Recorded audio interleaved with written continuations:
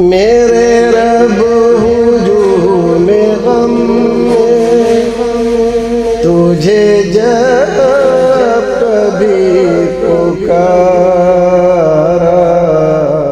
الحمدللہ والصلاة والسلام علی رسول اللہ۔ آج کی ہماری مجلس کا دوسرا سوال ہے، کٹیہار بہار سے آیا ہے۔ شہاب الدین صاحب سوال کرتے ہیں،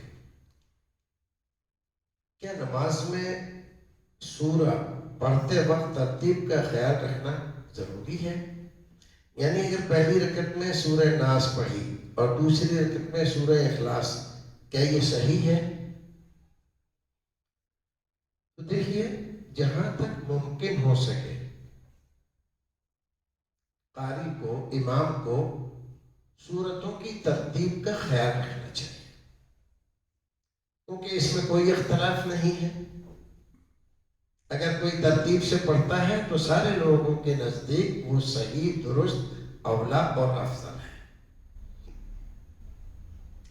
لیکن اگر امام کسی سورت کو آگے پیچھے کر دیتا ہے، تقدیم و تاخیر کر دیتا ہے، جس سورت کو پہلے پڑھنا چاہیے تھا اس کو بعد میں، اور جس کو بعد میں پڑھنا چاہیے تھا اس کو پہلے کر دیتا ہے، تو اس سے نماز میں کوئی فرق نہیں پڑتا، صرف خلاف اولا کام کا ارتکاب کیا اس نے۔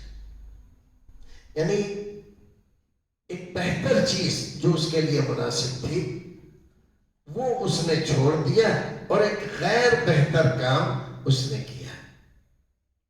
جائز ہے کہ نہیں؟ جائز ہے۔ نماز میں کوئی فرق نہیں پڑتا۔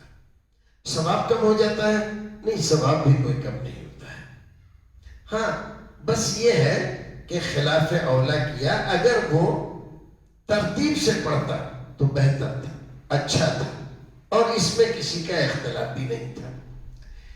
لیکن بعض قراء، بعض فقہا یہ کہتے ہیں کہ ترتیب سے پڑھنا ضروری ہے۔ ترتیب کے خلاف پڑھے گا تو گنہگار ہوگا۔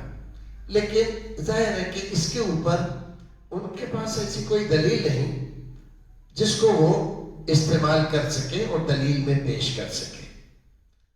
خود قرآن شریف کو ہم دیکھیں، اس کی ترتیب جو نزولی ہے، یعنی نزول کے اعتبار سے جو اس کی ترتیب ہے، تو اقرأ بسم ربک الذی خلق، یہ سورہ علق ہے۔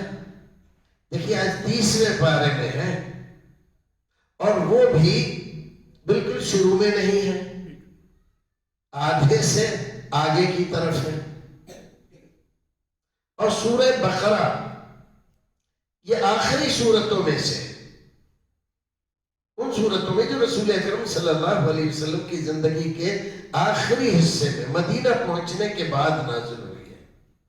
لیکن دیکھیے ترتیب میں اس کو پہلے رکھا گیا ہے۔ تو اللہ رب العزت نے اپنے کلام کی جو ترتیب نبی محترم صلی اللہ علیہ وسلم سے رکھوائی تھی، یہی ترتیب لوح محفوظ کی ہے۔ تو جب اس میں تقدیم و تاخیر ہے تو ظاہر ہے کہ یہ کوئی گناہ کی بات نہیں ہے، لیکن اختلاف سے نکلنا بہتر ہوتا ہے۔ لہذا قاری کو، امام کو اس بات کا خیال رکھنا چاہیے کہ وہ ترتیب سے پڑھے، تاکہ تمام لوگوں کے نزدیک وہ صحیح اور درست کہلائے۔ اللہ رب العزت ہمیں اور آپ کو نیک عمل کرنے کی توفیق عطا فرمائے۔